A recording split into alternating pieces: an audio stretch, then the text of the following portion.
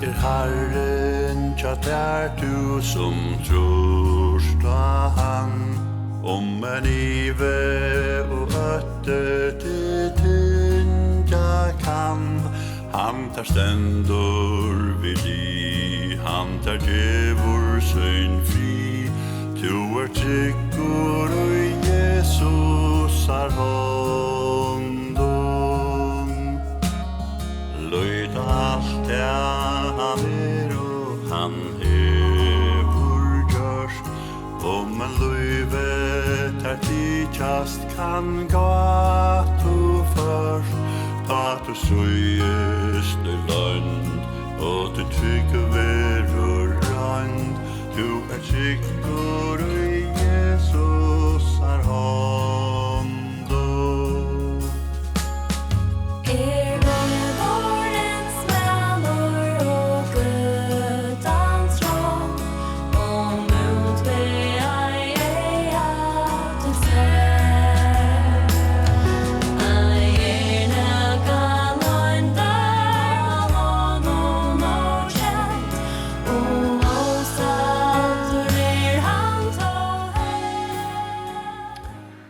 Og går standa aftur vi gottuna til eit nytt år.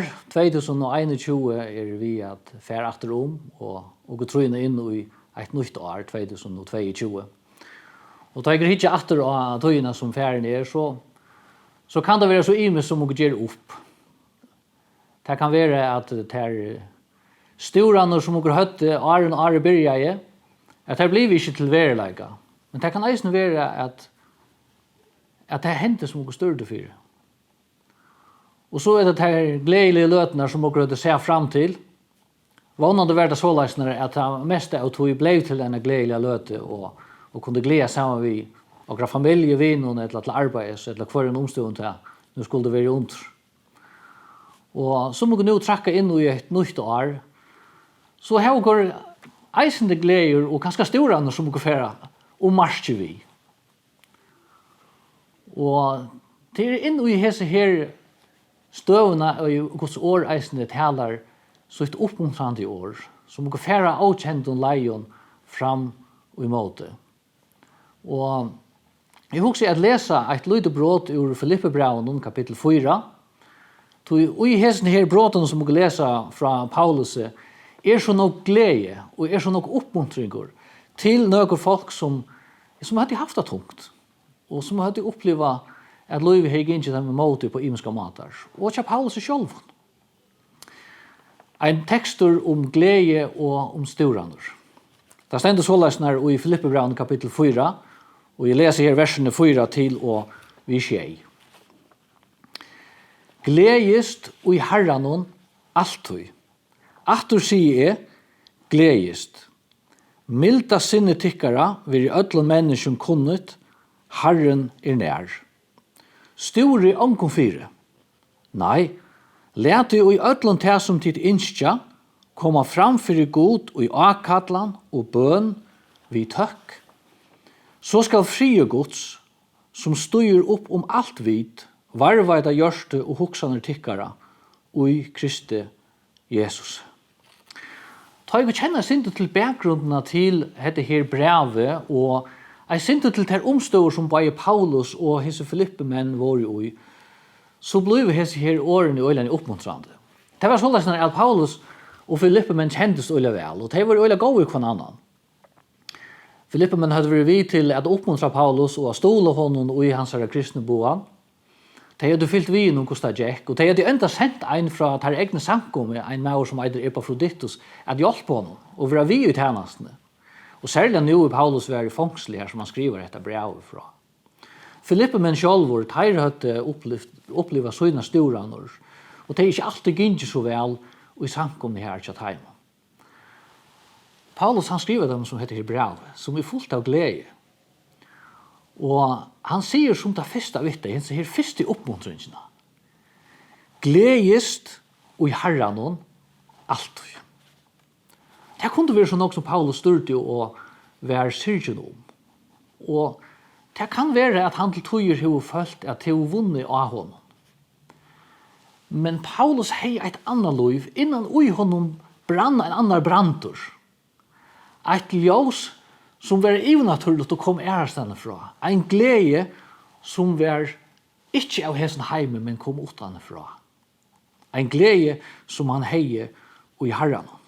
Ta han hukt etter omstøvnen, og ta og i Sankommand i Filippi hukt etter omstøvnen, så kunne det være så kjøtt at de miste måte, at de hukk seg, og er ensamhet ujesen her. Hver herren i ødelsen her.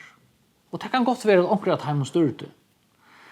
Men her kommer en sikkert anmenning inn i herre lov, gledest og i herren. Tog ta og grava glede og i herren, ta er forankra og i tog evige og tog livande gode, som hever elskat hei, som hever elskat okon, og sendt sin son Jesus at dodja fire okra sint. Det er ikke en euflatisk glede, en glede som bare er tenkt at omstøvun, at personen, at imenskon gåen som skal færa fram. Det er en glede som er grunnfest og i gode sjølvun. At kjenne han, at være kjentur av honom, at eie han som sin herra og som frelsere. Og å kunne spyrja vi gottene av en nødgen åre, om dere eie gledene i honom. Om det kan være sånn at dere færre jøknen avkjentar og avkomnar dier enn at dere kunne si at jeg eier en glede som jeg alltid kan hava tjamer, tror at hun er forankret i hessen evige gode. Kanst du si at det? Lad dere teka hese her avminnesene til dere om å gledast og i herren. Lika mykje hva dere annars sutja fram imot i årene som kommer, at det alt vil iveskugge av hessen ena verleika, at jeg kan forankra meg i honom som er en evige god, jeg kan eie mine glede i honom. Så sier Paulus i ørenleie vi Filippi, men ikke bare at gledast i herren alltid, men at lete hese gledene virka og i tarra løyve såleisnar at mennesker opplever at de som mild mennesker. Altså, være mild og imot i øre mennesker. Gleden i herren gjør noe vi okra hjärsta. Hon gjør noe vi okra sinnalega, okra tankaløyv. Ta i greia gledene i herren, så får herren å brøyta okra måte at huksa omstøver og mennesker på. Og få løyve vi hansar hjelp til at møta omstøven og at møta hessen imenske avbjørnene og menneskene og i okra løyve vi er noen mildun og en råligen sinnalege. Gleden i herren, hun hjelper oss å prioritere okra nasta fram oss sjálv. Og i Filippi-braunen, neka fram undan tog som oss låse, her sier Paulus såleisnar, at gleden i herren, hun gjør til at oss i eimjukleika rokna hverst anna hakri enn oss sjálv. Såleisnar at oss ikke hverst sitt egna for eia, men eiter hverst eisende til som øron høyre til. Og så legger han ettertræt, da han sier dette her, gledest og i herren alt, og i atter sier gledest, milda sinne tykkere over ødel og mennesker kunnot, og så sier han, herren er nær. Det er godt å teka det til å at lyga mykje hvordan omstøvner sudje ut og ut i kommande, så er herren nær. Han får omkant til at slippe gån, eller færa frukon. Det sier Jesus så tydelig når vi syner lærersvenner, jeg skal aldri slippe det her, og jeg skal aldri færa fra det her. Jeg skal være tjatikkon, atlar det her, lyga til veraldar enda. Hette her er en utj at herren er, men det kan samtidig eisen være en avværing, en avmenning, om at ena for så færre at møta okra herra. Ena for færre at gjeva opp råkneskap for okra liv og for okra tjeneste. Og det kan skal være til å gjøre noe som kommer, og vi vet det ikke. Men til sikten å kunne eie gledene i hånden. Og til sikten å oppleve at gleden i herren mindre okra tankaløyv, så løsner at okra prioriterer rett. At okra elsker herren og okra nasta, så løsner som Jesus sier det. Og så i tredje leie, så sier Paulus vi Filippi menn, ikke bare at hava sinne glede i herren, at leda okra milda sinne være kjente middel mennesker, men at bæra Herranon okra sturanur i bøn. Paulus hadde fangsle. Og det var ikke testblir omstøver alltid som han får i jøkken. Og Filippemen, her hadde de oppleva motgångt og motstøve av imenskonslæ. Så her var nokka stora fyrir, kan man säga. Men Guds år sier, og anvendelsen eisen til okra, ikke stora. Ikke stora. Og så kunne du hugsa, ok, nu får jeg teka mig sama. Nu får jeg kuita mig så lesner at stora ikke fyrir de tingene som jeg annars har gjort, og for jeg letja av annan bok. Men det er ikke det som Paulus sier. God, han ser okra storaner. Han vil kjenne til at okra er mennesker som har storaner. Men han sier, kom til moin vid tunn storaner. Kom til moin vid tunn storaner.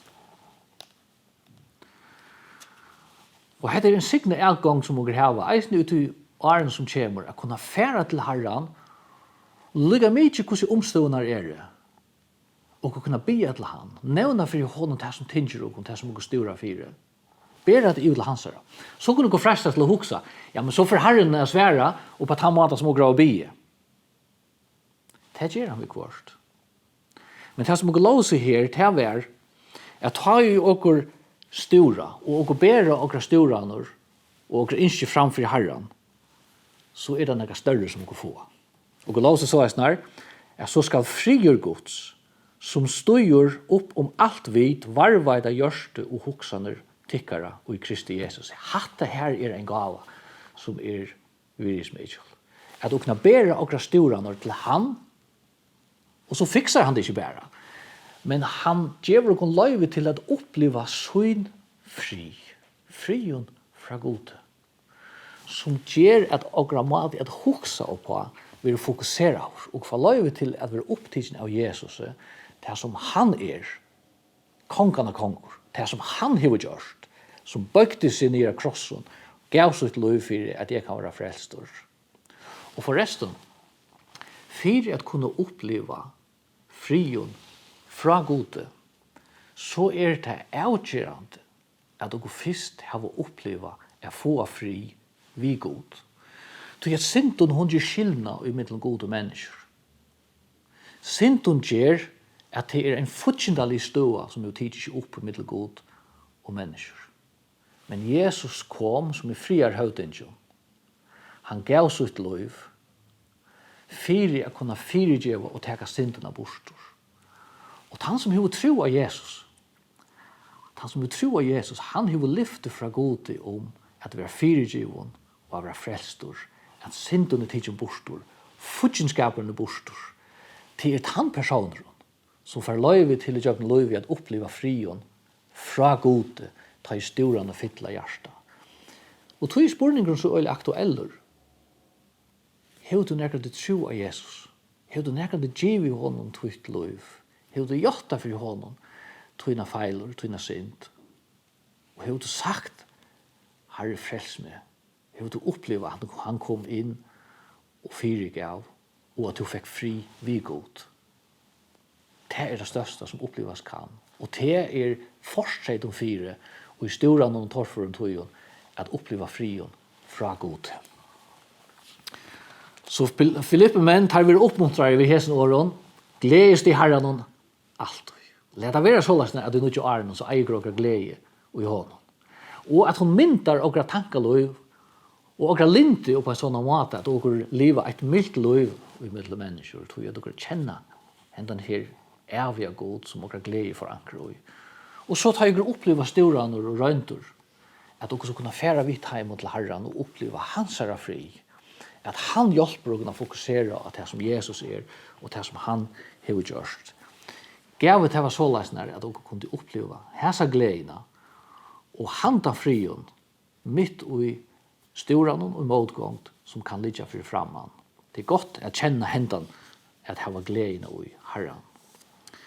Så for jeg ikke tykker noe ødlån et godt nødjar at Herren skal signa tøyene som ligger for framman, at gleden i Herren må være noe som jeg kjenner okra liv, og at okra i storanen får lov til å fære til hans herre og oppleve at han frion som han kan gjeva. Så Herren signe til og kommande tøyna. Skulle gå be sammen. Herre Jesus, og takka til her. Hjertelig fire at du grunden under ødlen og graværande frie. Takk for at han som er kommet å kjenne til som frelsere og som herre kan virkelig oppleve at eie en glede som støyer opp om alt det som av glede i Hesenheim, som forankret ut i evige. Og herre, jeg ber om at jeg må kjenne løyve til å kunne kommende tøy. Herre, ta historien komme inn, takk for at dere kunne komme til tøyen ved akkurat historien. Takk for lyftet om ikke bare få at det som dere har finnes så løsner som dere innskjer så er det å gjøre, men at du fra djeva og tøyen fri. Herre, jeg ber for landet og folket, at du leder signing tøyene kvøyla i vår ødlom, tøymen som høgt i sett, at styra og roa til at han visdom at gjøre til vel. Og be for åkken ødlom og for åkra kære, for landet og folket, bare tøymen som i her og tøymen som fjert borster, at du vil være tjogen, og lette tøyene signing til som dere fære inn i et nytt år til bygrom i Jesu navn. Amen.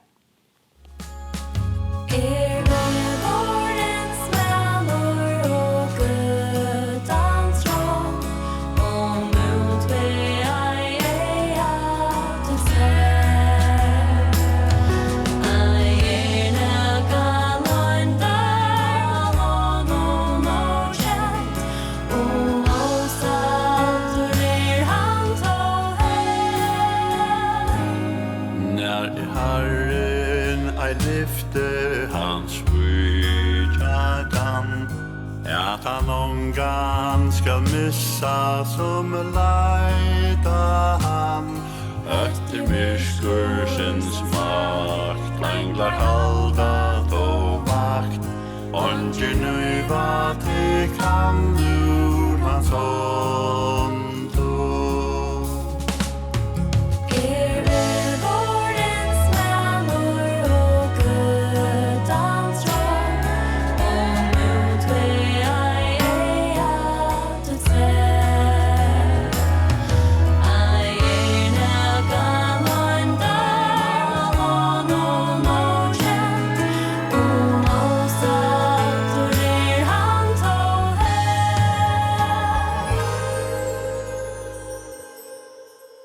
Ta løyve til så skal fjæra ut Og du først til et land utan sorg og sult Håndtas leia til skjall Svale flygjørd og stjall Du trygg og